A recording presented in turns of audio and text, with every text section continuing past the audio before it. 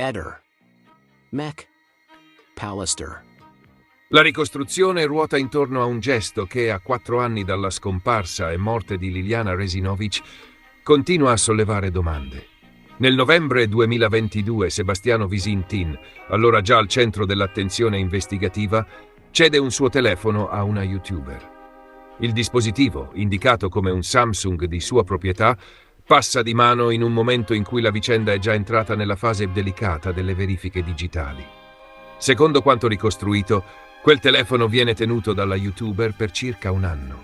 Soltanto dopo, quando l'eco mediatica sul caso torna a crescere e gli approfondimenti tecnici su supporti e account diventano un tassello strategico, il dispositivo arriva materialmente nelle mani degli inquirenti, con un sequestro formalizzato il 21 settembre 2023 per gli accertamenti del pubblico ministero. In parallelo, la donna racconta di aver ricevuto il telefono già pulito, con il mittente che, nelle sue parole, avrebbe farfugliato spiegazioni confuse sulla consegna.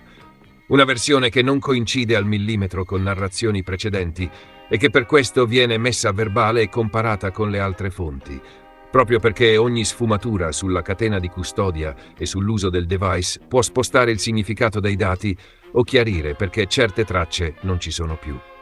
Il punto centrale, agli occhi della famiglia Resinovic e in particolare di Sergio, è multiplo e molto concreto. Primo, perché regalare a una YouTuber e non a un parente o lasciarlo in un cassetto, un telefono personale in un'indagine dove i telefoni sono l'alfabeto delle giornate, dei movimenti, delle abitudini? Secondo, chi conosce chi? Sergio afferma di essere convinto che Visintin non avesse rapporti pregressi con la donna prima della consegna e perciò individua una zona grigia da chiarire. L'eventuale legame tra Visintin, la YouTuber e la titolare del negozio Wind 3 dove Liliana, la mattina della scomparsa, avrebbe dovuto recarsi. Terzo, la tempistica. La consegna del device a fine 2022, dopo il ritrovamento del corpo a gennaio 2022 e nel pieno del lavorio su GoPro, hard disk, PC e SIM, appare alla famiglia come un comportamento che merita una verifica di contesto. Cosa si sapeva? Cosa si temeva? Cosa si voleva evitare? O semplicemente cosa si riteneva irrilevante in quel momento? Non è un sofisma.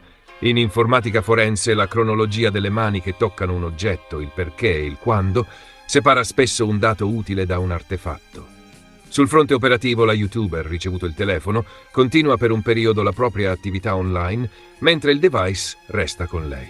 In quel lasso di tempo non risulta un immediato conferimento spontaneo agli uffici giudiziari. L'arrivo agli atti matura solo successivamente, con il sequestro e l'avvio di accertamenti sul codice IMEI, sulle eventuali memorie residue e su tutto ciò che può essere estratto nonostante la formattazione riferita. La donna, in dichiarazioni pubbliche, lascia intendere di aver percepito incertezza nell'interlocutore al momento della consegna. Un dettaglio psicologico che per gli investigatori più che un giudizio resta una pista da collocare nel quadro più ampio. C'erano altri telefoni simili? Esistono device gemelli? Sono stati forniti apparecchi identici ma non identici nei codici? E soprattutto chi ha toccato il telefono dopo la formattazione. Con il passare dei mesi, il tema si allarga. Testate locali e nazionali riportano che la Procura ha disposto verifiche proprio per stabilire se nel telefono regalato possano sopravvivere tracce utili o se, al contrario, la polizia abbia azzerato ogni residuo. In questa cornice spunta anche il nodo, sollevato pubblicamente, degli apparecchi uguali ma diversi. Il sospetto, cioè, che tra quanto consegnato a suo tempo agli inquirenti da Visintin e quanto effettivamente in uso vi siano discrepanze nei codici identificativi. È un dibattito che non accusa né assolve da solo, ma spiega perché la figura della YouTuber diventi importante, non per il suo ruolo mediatico, bensì perché il suo possesso del device, la reazione alle sollecitazioni esterne e l'atto finale di consegna agli investigatori sono passaggi che incidono sulla linea del tempo.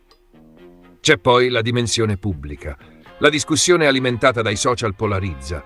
C'è chi liquida la cosa come irrilevante e chi, al contrario, vede nella scelta di regalare un telefono in quel momento una forzatura logica. In mezzo resta la prassi. Si acquisisce il device, si tracciano le mani che lo hanno toccato, si verificano eventuali collegamenti con il punto vendita citato e si confrontano le versioni. È in questo esatto snodo che la YouTuber, Secondo ricostruzioni convergenti, si mette a disposizione degli inquirenti e consegna l'apparecchio, pur avendo inizialmente mantenuto un tono polemico nelle risposte pubbliche attorno alla vicenda. L'atto di consegna, al netto delle schermaglie, è quello che consente agli inquirenti di chiudere il cerchio su quel pezzo di catena di custodia e di portare il telefono in laboratorio. A questo punto si aggiunge un fatto di cronaca mediatica che entra nella sequenza. Heather McPallister riceve una segnalazione. Qualcuno, online, starebbe girando video con in mano proprio un telefono riconducibile a Sebastiano Visintin. La notizia viene rilanciata in un contenuto dedicato. La youtuber chiamata in causa ribatte stizzita in pubblico, ma nel medesimo frangente decide di presentarsi e far arrivare il telefono agli investigatori. La contemporaneità tra la replica piccata e il passo verso l'autorità giudiziaria racconta, più delle parole, la pressione ambientale che la vicenda aveva assunto. La discussione era uscita dall'alveo tecnico ed era diventata un fatto sociale osservato. E in queste condizioni la scelta più lineare è stata rimettere il device alla giustizia, perché lo valuti nelle sedi opportune. Nel frattempo, dal lato della famiglia, Sergio Resinovic continua a chiedere cose concrete, chiarire se la consegna fosse frutto di un rapporto precedente o di un contatto estemporaneo, stabilire quando il telefono sia stato effettivamente formattato e da chi, verificare se esistono collegamenti ulteriori con il negozio dove Liliana doveva recarsi la mattina del 14 dicembre 2021, comprendere infine se la versione fornita dalla youtuber, per sua natura parzialmente diversa da altre, possa spiegare incongruenze o viceversa aprirne di nuove. Sono richieste di metodo, non di spettacolo. Perché un telefono, in questa storia, non è un oggetto di scena, è un testimone elettronico che ricorda a modo suo. E il comportamento della persona che lo ha avuto in mano, dal primo giorno alla consegna, fa parte a pieno titolo della memoria di quel testimone.